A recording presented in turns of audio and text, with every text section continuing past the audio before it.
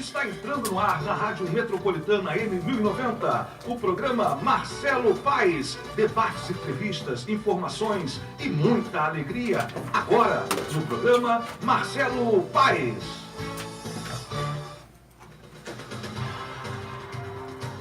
Muito boa noite. Obrigado pelo seu carinho, pela sua audiência, pela sua participação, prestigiando aqui o nosso programa.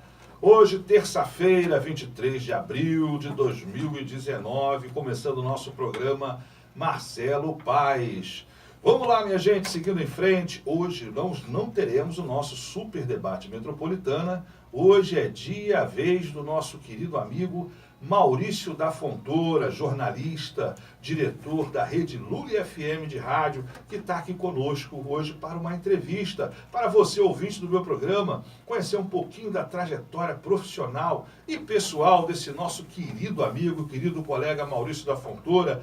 Comigo para entrevistá-lo na bancada, Renato Ximenes. Boa noite, Renato. Boa noite a todos aí, a todos os ouvintes aí. É um prazer, Marcelo, estar aqui participando com você nesse programa. Maravilha, meu carinho também, o meu amigo o técnico ali da mesa, o craque, o meu amigo Wagner. E aqui o querido Maurício da Fontoura para dar o seu boa noite inicial aqui na nossa programação. Ele hoje é a estrela central do programa. Vamos conversar bastante aqui, conhecer um pouco mais, saber de todas as novidades da Rede Lully FM, a qual ele preside com tanto talento. Boa noite, Maurício. Boa noite a todos os ouvintes da Rádio Metropolitana. Um abraço para todos os ouvintes ligados aqui na M1090, essa rádio tão querida do Rio de Janeiro, né? Já uma das precursoras do rádio carioca. Então, boa noite aí, boa noite Marcelo, boa noite Renato, boa noite a todos ligados aqui na M1090. Maravilha! Seguindo em frente, minha gente, fé em Deus, paz no coração e o pensamento positivo. É desse jeito que a gente começa mais uma jornada aqui pela Rádio Metropolitana M1090.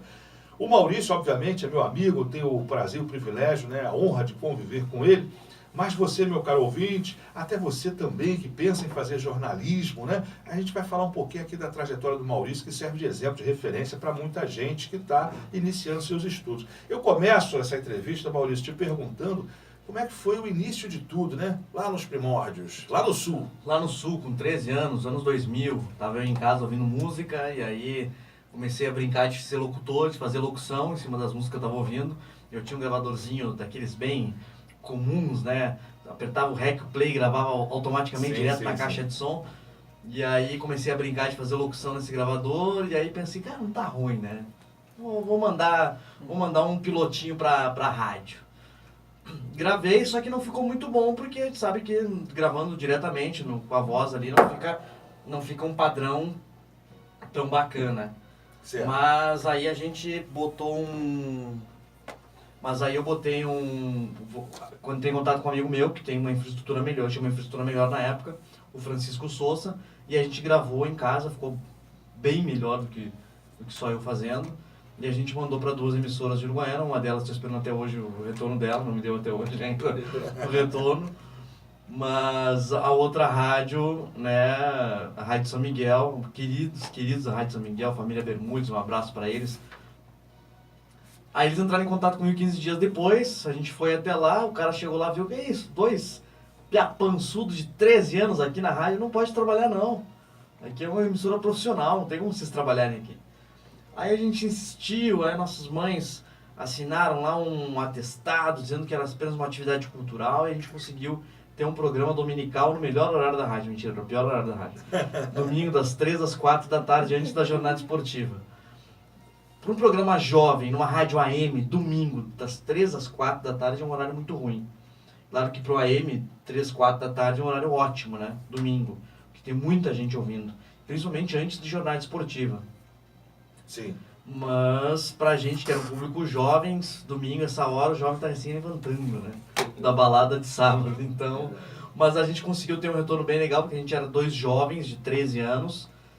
E ainda, no meio disso, eu sofri um acidente de carro, em maio. Dia 2 de abril foi o nosso primeiro programa. No dia 14 de maio de 2000, eu sofri um acidente gravíssimo de carro. Nossa. No Dia das Mães. Foi um acidente, uma repercussão muito grande na minha cidade, porque é uma cidade pequena, Uruguaiana tem 130 mil habitantes. Então, o programa de rádio apresentado por 2 jovens, a gente era muito conhecido lá. E eu fiquei popularmente mais conhecido ainda após o acidente. Porque foi um acidente que praticamente mudou completamente minha vida, né? Eu fiquei em coma 15 dias, eu quebrei várias partes do corpo, tive um traumatismo craniano seríssimo. Mas graças a Deus consegui me recuperar, né? E a comunidade toda em oração lá na cidade, tive o apoio de muita gente. E aí com isso eu consegui, né, me recuperar. E aí voltei ao rádio, ainda de cadeira de roda, porque eu quebrei a coluna sem perspectiva de voltar a caminhar. Depois consegui voltar a caminhar, mas eu ia de cadeira de roda até a rádio. E comecei a apresentar o programa bem debilitado, mas apresentar o programa junto ao Francisco, esse meu parceiro. E aí não parei mais, né? Porque a gente sabe que rádio é uma cachaça, né? Sim, mas foi um livramento para essa questão do teu acidente, né, Maurício? Foi literalmente, porque a minha vida é um livramento, né? Até hoje eu passei, eu ainda quero fazer a minha vida virar uma macro-série. Não, mas a história do Maurício é tão envolvente, o lado profissional, mas também o lado pessoal, né, de motivação até, porque mais para frente um pouquinho ele vai falar aí de um problema ainda mais sério que ele teve e graças a Deus superou, né, Maurício? Sim, a gente sabe que a vida da gente é uma caixinha de surpresas, né? E quando a gente menos espera, o que a gente só vê na televisão e ouve dos outros acontece na vida da gente. E esse meu acidente foi muito marcante na minha vida, porque mudou completamente meu rumo. Com 13 anos eu já tinha um objetivo, eu já tinha um querer, eu tinha na minha cabeça que eu ia ser jogador de futebol. Não tinha outra opção, não vou ser jogador de futebol. E eu me dedicava muito a isso. A escola onde eu estudava era uma escola que investia muito no esporte. E lá no Rio Grande do Sul tinha um campeonato chamado Guri Bom de Bola. Sim. E aí com esse Guri Bom de Bola a gente tinha essa atividade forte lá de futebol e eu queria ser jogador, não tinha outra possibilidade. E com o acidente, quebrei a coluna, a bacia, omoplata, clavícula. Nossa. E o crânio, que foi a principal lesão, né? Isso mudou completamente os rumos da minha vida, né? E aí eu tive que mudar, e aí que o rádio entrou como opção, né? Porém, até os 17 anos eu queria fazer direito. Sim. O rádio era apenas um hobby. Mas aí com 17 anos eu fui a Porto Alegre visitar a minha irmã e um amigo em comum da minha família visitou, me deu um contato da Rádio Gaúcha, Sim. que é uma grande emissora do Sul. E aí eu fui até a Rádio Gaúcha conhecer lá os estúdios, que é uma grande emissora, né, do Brasil todo. E aí fiquei apaixonado por aquilo, porque a gente sabe que isso aqui é uma cachaça. É uma cachaça, é verdade. Né? Isso aqui é um vício que a gente não consegue ficar sem. E aí eu consegui, através desse contato aí, me apaixonar de vez pelo jornalismo e aí resolvi fazer jornalismo. Maravilha. Então perdemos um jogador de futebol, mas ganhamos um radialista. Perdemos um ala, né? Uma ala direita, né? Que a gente sabe que hoje em dia é uma coisa raríssima. Raríssima. Eu fico louco vendo jogo de futebol. Pela altura do Maurício, você quer ser um ponta, até mais avançado ali do mala, né? Baixinho, né, e tal. Mas eu era retado. Eu era um baixinho arretado. Eu era metido. Eu parei de crescer com 13 anos devido ao acidente também. Minha família não tem nenhum gigante na minha família, né? Mas meus primos são todos altos, todos acima de 1,80 m e a minha perspectiva, Sim. até pelo exame que eu tinha feito na época, era ter mais ou menos essa altura, né? Mas aí com o acidente, com as lesões que eu tive graves, isso me prejudicou muito meu crescimento e aí eu fiquei com 1,69, né? Que a gente arredonda para 1,70. Mas aí acabei ficando baixinho, né? E aí... Então, como você quis ser jogador de futebol, acredito que sua paixão pelo futebol, né? Por você ser gaúcho, Grêmio ou Internacional. É interminável, sou colorado. Hoje no jornalismo a gente fica um pouco a par, né? A gente já fica um pouco mais neutro para falar. A gente nem tanto aqui. Só um pouquinho. Mas eu já fico um pouco mais neutro para falar, para comentar, mas eu acredito que o jornalismo me fez trazer um pouco mais essa neutralidade na hora de comentar, na hora de argumentar. E eu trabalhei em Porto Alegre, e sabe que em Porto Alegre a rivalidade é muito grande. Todo mundo tem time em Porto Alegre. Muito acirrado. Todo mundo tem time jornalista lá. Só que todo mundo abraça um time do interior pra dizer que é do coração, né? Entendi, para não ter polêmicas Me maiores. perguntavam qual é teu time do coração. Ferro Carril, que é um time lá da minha cidade de Uruguaiana. Mas todo mundo sabe que eu sou colorado lá. E hoje em dia não tem mais como não saber por causa da rede social, né? A gente sempre... Eu não me manifesto muito, mas sempre acabo me manifestando. É verdade. Não, mas eu acho que é isso. Com a consciência profissional de você poder emitir uma opinião assim isenta, né? Ao máximo imparcial. Isso aí é fundamental, Marcelo. A gente Fundamental. sabe que o coração da gente bate forte na hora que a gente vê o clube entrando em campo e as cores das bandeiras. A emoção não tem como Sim. não existir. Eu gosto de citar sempre como exemplo o Apolinho Washington Rodrigues, que é Flamengo Sim, declarado, mas é um comentarista se respeitadíssimo pela sua coerência. Então, Não, acho que e é tranquilo. até eu poderia aqui dar uma de azarão e começar a citar nomes de grandes jornalistas do Rio de Janeiro, que eu sei clube de quase todos, né? É isso aí. Mas a gente sabe que isso aí independe, os caras são grandes profissionais e eu vejo jornalistas até da TV Globo, que a gente sabe o time do coração, mas o profissionalismo deles impera. E aí quando o cara assume o microfone e aparece na televisão, fica acima de qualquer coisa. Perfeito. Nós vamos agora para o nosso primeiro intervalo e na volta viremos com o quadro Momento do Esporte, Clubes do Rio de Janeiro e mais Maurício da Fontoura. Fica aí que a gente já volta.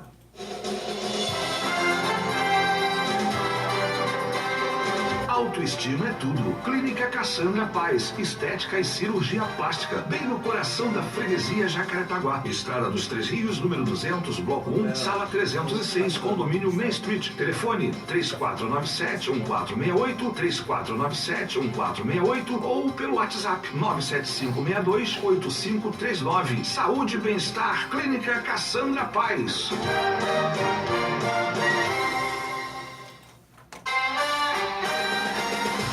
Partiu Secamp, Centro Educacional Cassandra e Marcelo Paes. Educação de jovens e adultos, o antigo supletivo, ensino fundamental ou ensino médio a partir de 6 meses. E mais, cursos técnicos a partir de 1 ano. Técnico em enfermagem, formação de professores. Acesse o site www.secamp.com.br ou ligue 3272-9800. 3272-9800. Secamp, um mundo melhor para você. Amigos de Belfor Roxo, no IEBP você encontra tudo em um só lugar. Cursos livres, teologia, mestrado e doutorado, curso de formação em psicanálise clínica e mais, cursos preparatórios para concursos. Bolsão 2019, você paga uma taxa de R$260 e estuda grátis por 3 meses, com aulas 2 vezes por semana. Turmas, manhã, tarde e noite. Matrículas 991723802, 991723802 ou 3771-1674, 3771-1674. IEBP. Programa Marcelo Paes. Momento do Esporte. Clubes do Rio de Janeiro. É isso aí, chegou aquele momento de você ficar informado aí sobre o seu clube de coração. Nós iniciamos aqui essa jornada falando do Vasco da Gama. Olha aí, gente, o Vasco da Gama nesse último domingo perdeu o título carioca para o Flamengo, vinha de um resultado adverso, né, e pelo mesmo placar foi derrotado pelo seu arquirrival. Com isso, o Flamengo sagrou-se campeão de 2019. Dessa partida, o reflexo imediato foi a demissão do treinador Alberto Valentim, que já não é mais técnico do Vasco da Gama. Para seu lugar, interinamente, está o técnico do Sub-20 do clube, Marcos Valadares. É ele quem vai comandar a equipe na quarta-feira, em São Januário, às 19h15, frente ao Santos pela Copa do Brasil. Lembrando a galera vascaína que o Vasco tem sua estreia marcada contra o Atlético Paranaense, fora de casa, no dia 28, domingo, às 16 horas. 2 pedreiras, hein, Marcelo? 2 pedreiras. Vamos lá. E agora falando sobre o Fluminense. Everaldo perto do timão. Será? O contrato de empréstimo de Everaldo com o Fluminense termina em menos de um mês. E seu destino está cada vez mais longe do tricolor e próximo do Corinthians. Na última quarta, inclusive, o pai do atacante disse que o jogador está apalavrado com o clube paulista, que fez uma oferta muito atraente. Nas Laranjeiras, a esperança na permanência do jogador é remota. E uma das cartadas finais está sendo lançada pelo treinador, o Fernando Diniz. Everaldo é titular absoluto, segundo o treinador, né? E ele diz que no Corinthians ele poderá ser apenas mais um. Nas conversas, o Diniz argumentou exatamente nesse ponto e talvez tenha influenciado o jogador, embora nos bastidores é dada como certa a sua transferência para o Corinthians. Falando agora aqui também sobre o Botafogo, minha gente. Há uma semana da estreia, Diego Souza aposta em defesa firme para Botafogo bater o São Paulo. O Botafogo vai estrear no dia 27 de abril, no sábado, abre o campeonato, né, às 16 horas, no Morumbi, contra o Tricolor Paulista. Em recuperação do estiramento na coxa esquerda e emprestado pelo Tricolor, o centroavante dificilmente atuará no Morumbi. Exatamente uma semana da estreia do Campeonato Brasileiro, o Botafogo fez seus últimos ajustes para o jogo contra o São Paulo, marcado para o próximo sábado às 16 horas, no Morumbi. O jogador do Tricolor, entre janeiro de 2018 e fevereiro passado, Diego Souza conhece bem o ex-clube. Ciente da força do São Paulo jogando em seus domínios, o centroavante dá a receita pela vitória. Que o Botafogo seja firme na defesa e aproveite os contra-ataques. Abre aspas para Diego Souza. O São Paulo tem muita qualidade, é uma equipe que cresceu. Começou o ano meio complicado, mas deu uma arrumada. Tem uma equipe bem leve, mas jogando no Morumbi eles vão se expor. Se você tiver uma consistência defensiva boa, acho que tem espaço para jogar nas costas e sair com uma grande vitória. Diego também falou sobre a chegada do Eduardo Barroca, novo treinador, né, anunciado pelo Glorioso. Questionado se pode auxiliar o jovem treinador, completo 37 anos na segunda-feira, né, com sua experiência, o jogador prometeu apenas dedicação. E falar aqui do Flamengo, né? O Tricolor, já falei aqui, o Flamengo repete placar sobre o Vasco do Maracanã e conquista o título carioca. O rubro-negro bate rival com gols de William Arão e Vitinho e fatura o 35º título estadual de sua história. O Flamengo é o campeão carioca de 2019, o rubro-negro havia vencido o jogo de ida por 2-0 e podia até perder por um gol para o Vasco neste domingo de Páscoa, que sairia do Maracanã como campeão. Mas o time de Abel Braga fez mais, venceu o rival pelo mesmo placar e sagrou-se campeão.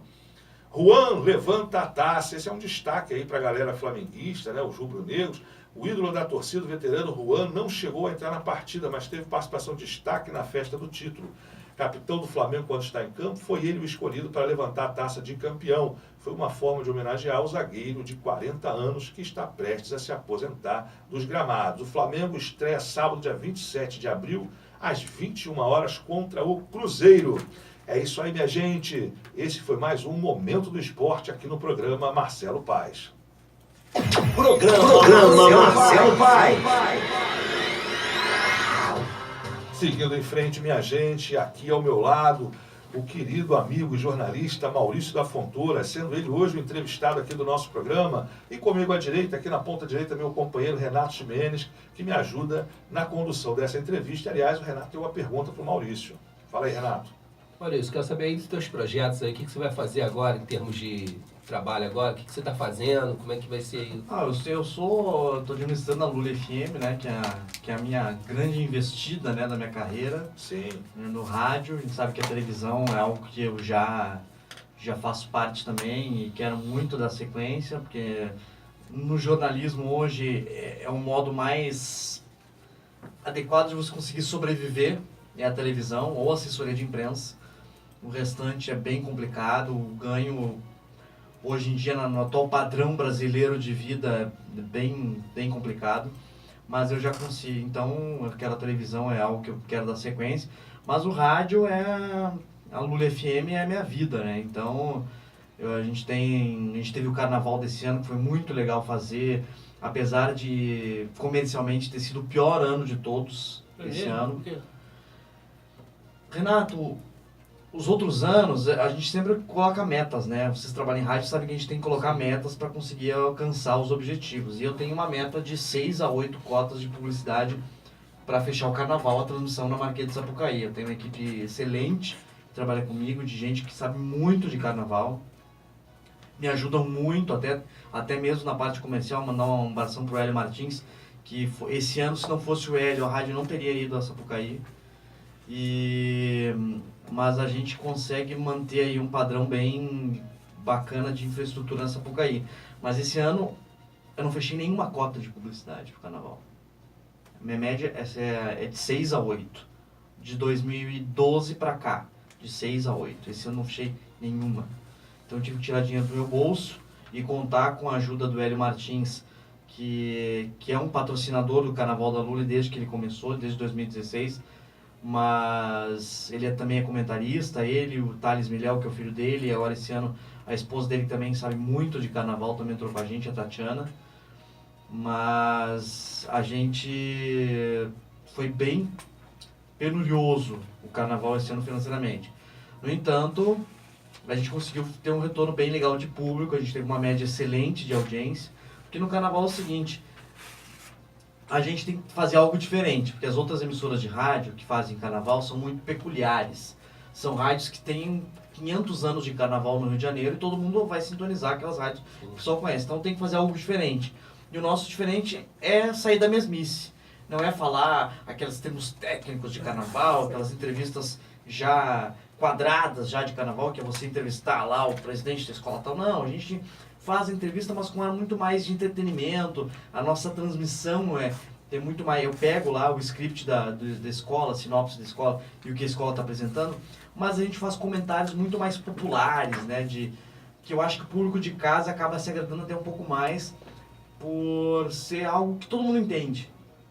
Porque não adianta tu fazer uma transmissão, começar a falar de termos técnicos do carnaval, o cara de casa não vai entender. E vai acabar achando chata aquela transmissão. Então a gente pega esse lado muito mais do lado entretenimento do carnaval do que o lado técnico. Sim, Né? mas para distração mesmo. Tem uma né? rádio que são meus amigos, né, os donos, o Chico e o Anderson Baltar, Chico Frota e Anderson Baltar, que é a Rádio Arquibancada, e eu, ouvindo a transmissão deles, é excelente, mas é muito técnica, né? Uma transmissão, eles são caras que vivem do carnaval, já foram jurados de carnaval, então é muito técnica a abordagem deles.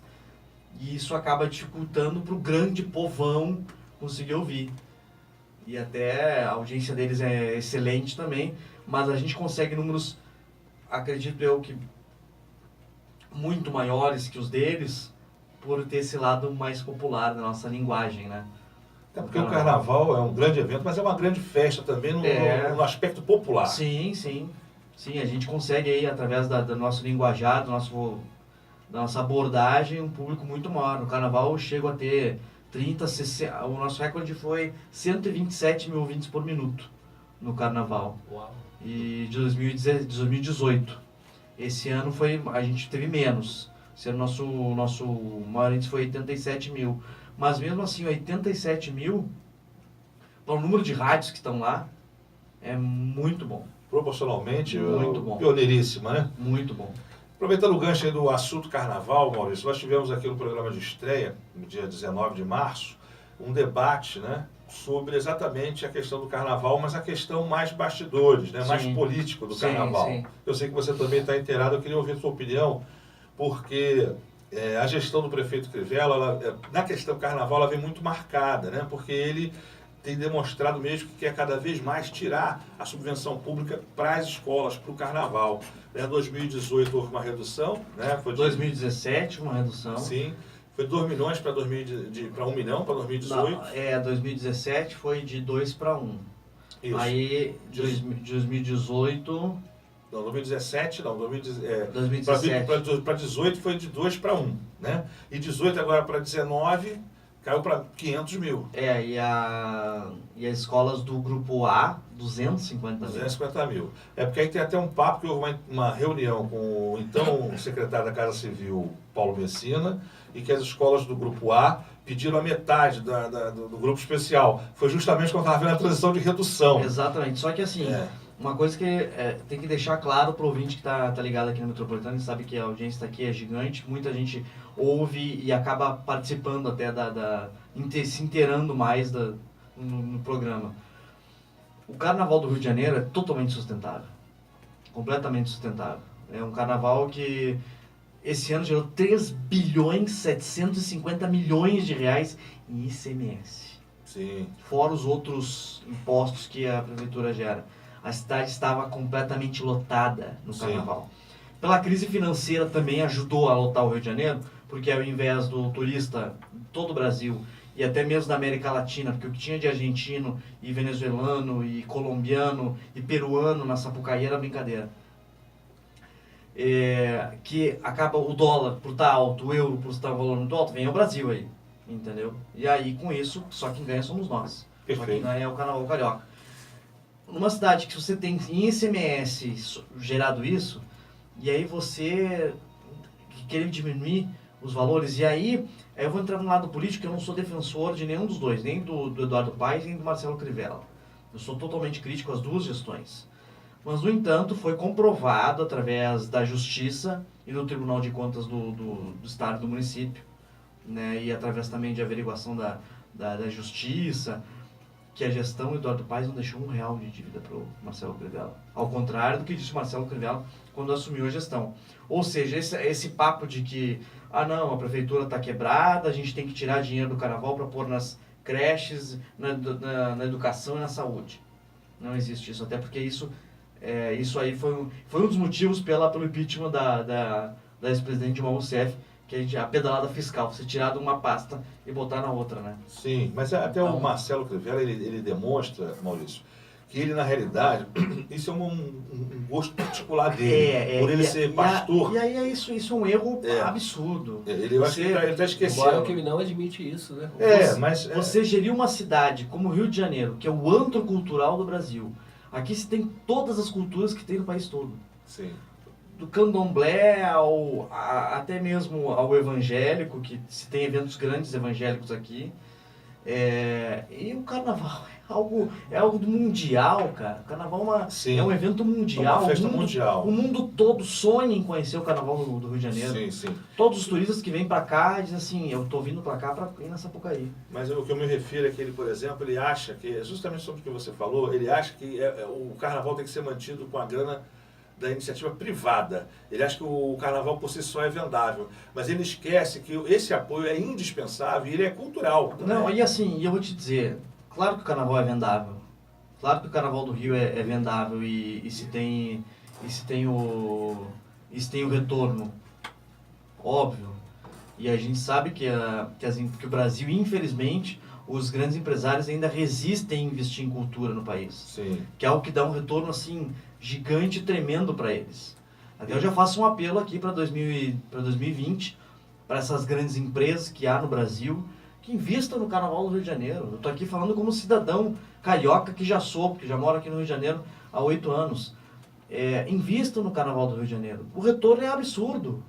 A visibilidade que a sua empresa vai ter é tremenda. É tão grande quanto do Réveillon. Exatamente. E a prefeitura investiu e teve recorde esse ano, né? Esse ano o Réveillon ali na sua área, aí, em Copacabana, né?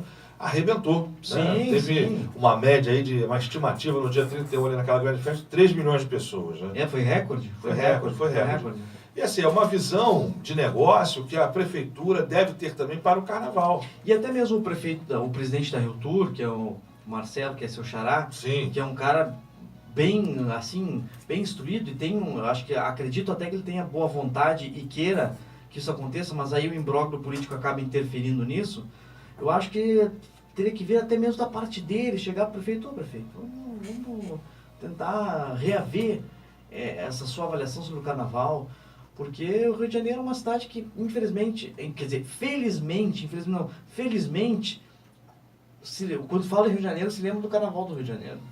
Se lembra do Flamengo, do Vasco, do Fluminense, do Botafogo e do Carnaval do Rio de Janeiro. Do Cristo Redentor, do Corcovado, Copacabana, Ipanema, Leblon, até a Barra da Tijuca, hoje é uma praia muito visada pelos turistas. Sim. Então, assim, tem que se lembrar que aqui é uma cidade que tem 500 meios culturais e que o Carnaval é um dos principais deles. É um alicerce cultural do Rio de Janeiro. Então, se não tiver investimento no Carnaval... E os ganhos são muitos, né? E você absurdos. Destacou aí a questão do ICMS, e a gente também destaca, um dos principais setores seria a rede de hotéis, né? Hoteleira. E outra coisa, em Copacabana eu vou te dizer assim, impressionado, eu ia dizer apavorado é um termo negativo, impressionado com o número de turistas nos restaurantes de Copacabana no Carnaval. Era quase impossível o cidadão de Copacabana tentar comer em restaurante durante o Carnaval. Era tudo lotado, tinha filas gigantes do lado de fora, gente esperando para comer. É uma das prestadoras de serviço com maior incidência nesse período, e aí recolhe também o ISS. Sim, né? o Então, ISS, quer dizer, que é do município, né? ganha por todos os lados, né? E aí você vê as lojas também bem movimentadas. A gente sabe que algumas lojas não gostam muito, porque aí por um pensamento meio arcaico dos proprietários, de achar que algumas não acabam nem abrindo durante o carnaval. Eu acho que tem que abrir. O turista está na rua, o cara está passeando, o cara vai entrar na sua loja e vai comprar. Entendeu? Então, isso é indispensável e é fundamental. Acho que é muito... É um princípio muito errôneo achar que o carnaval não gera lucro. O carnaval só gera lucro. É isso aí, Maurício. Você também é um jornalista esportivo, Maurício. Está começando aí no próximo final de semana o Campeonato Brasileiro. Brasileirão, Série A. Seu Colorado vai estrear, nosso Vasco também, Flamengo do meu amigo Wagner também. Bom, o regulamento não mudou muita coisa, né? Aliás, não mudou nada praticamente. Agora é só que vai haver vai ser contemplado aí o campeão para disputar a Supercopa do Brasil, que acho que isso é uma novidade aí de 2020, né? A CBF anunciou a Supercopa do Brasil. Que é o campeão da Copa do Brasil e o campeão do Campeonato Brasileiro. Bacana, legal, né? Agora, vamos lá, as demais coisas continuaram como estavam, né? A Série A de 2019 será disputada por 20 clubes em 2 turnos. Em cada turno, todos os times jogarão entre si uma única vez. Os jogos do segundo turno serão realizados na mesma ordem do primeiro, apenas com mando de campo invertido. Não há campeões por turnos, sendo declarado campeão brasileiro o time que obtiver o maior número de pontos após as 38 rodadas. Ao final da competição, os 6 primeiros times se classificam à Copa Libertadores 2020 e os 6 clubes subsequentes a essa classificação à Sul-Americana. Os 4 últimos, que ninguém quer estar lá, estarão na zona da degola, serão rebaixados para a Série B. Né? O campeão se classificará para a Supercopa do Brasil de 2020. Nessa edição nós teremos aí a introdução do VAR, né? E já é algo utilizado, que foi utilizado nas retas finais dos campeonatos estaduais e vai ser utilizado com fluência agora no Campeonato Brasileiro.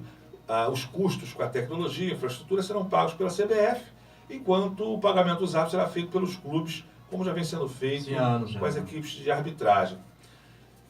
Eu chamo a atenção, Maurício, quero saber a sua opinião sobre a questão da utilização do VAR. Como é que você enxerga a implementação dessa tecnologia no futebol?